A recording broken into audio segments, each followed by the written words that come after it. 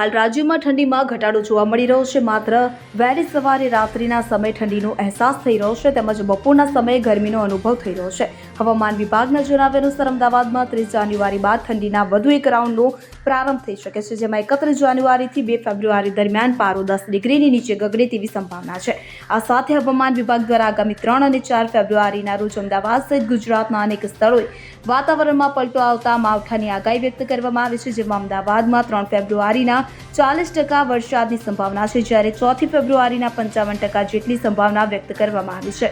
Cyclone system સક્રિય થતા વાતાવરણમાં પલટો જોવા મળી રહ્યો છે, ત્યારે કમોસમી માવઠાની આગાહીને પગલે ખેડૂતો અને લગ્ન લેનારાઓમાં ચિંતા વ્યાપી છે. Bureau report CN24 news. હવે જુઓ દેશ દુનિયાની તમામ ખબરો તમારી આંગળીના ટેરવે. ઉઠાવો મોબાઈલ અને Google Play Store પરથી ડાઉનલોડ કરો અમારી CN24 ન્યૂઝ મોબાઈલ એપ.